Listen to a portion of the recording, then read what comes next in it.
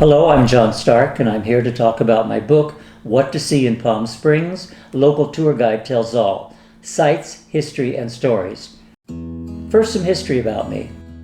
I've been a journalist for more than 50 years. I was born in Torrance and spent my childhood in Whittier. I had the same birthday as my older brother, who still hasn't gotten over it and never will. In 1959, my family moved to the Bay Area, Pinole to be exact.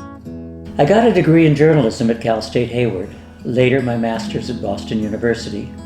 Now, my first newspaper job was at the San Francisco Examiner, where I started as a copy boy. I was soon made a reporter after writing a story for our union's newspaper about the Examiner hiring its first black copy boy. Since reporters couldn't call a grown black man boy, they called him Sir. I spent 14 years at the Examiner, where I was in every department, including financial and sports. I didn't last long in sports. One morning, the editor, Larry, said to me, "John, that was a beautiful story you wrote about the rugby game in Lafayette yesterday, but readers are calling us. When you write a sports story, you need to include the score and say who won." I spent most of my Examiner years in the feature and arts departments, eventually becoming head movie and theater critic. I did every kind of fun story too, from doing loop-de-loops over the Golden Gate Bridge in an open cockpit steerman to helicopter rescues, riding tugboats.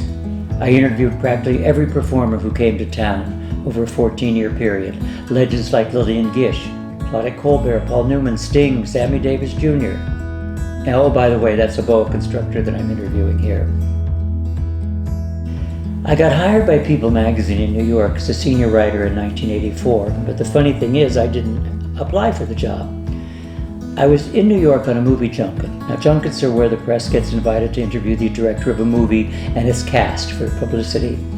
The movie was Bob Fosse's star 80 about Dorothy Stratton, a beautiful model who was shot to death by her husband. After my interviews, I wandered over to People magazine, where a former Examiner colleague worked. He'd offered to show me around, but when he arrived, he told me he didn't have time for that.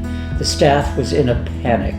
As the weekly magazine was going to bed, news broke that Mariel Hemingway had had breast implants to play Ms. Stratton. Mariel's publicity people would not let her talk to the press.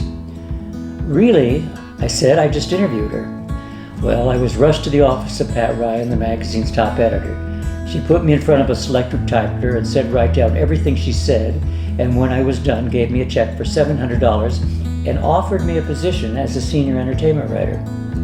What a day, all thanks to Mariel Hemingway's breast implants. When I got back to the Examiner, People magazine was hitting the stands. Little did I know that I had written that week's cover story, nor did my editor at the Examiner. It was time to leave. In 1984, I moved to New York City for People.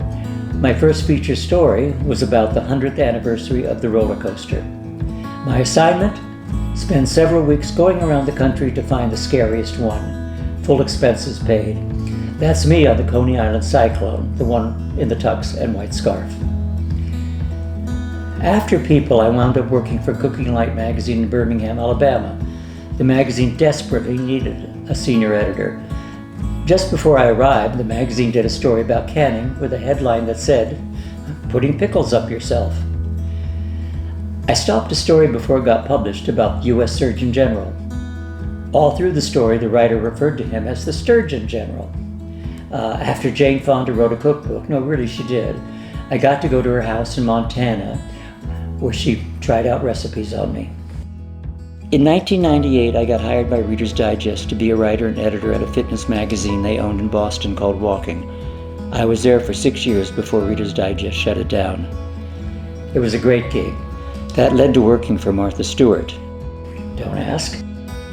Then no work, thanks to the internet, so I sold real estate in Boston for several years. I retired here in 2018 because my roots are in Southern California, and as Bob Dylan says, you don't have to shovel sunshine. One day I met the owner of a tour bus company who said to me, "You know, you've interviewed every dead star who ever lived here. Come work for us." So I did, and still do. We use vans now, not buses. Why a tour book? Tour guides can make up anything and do.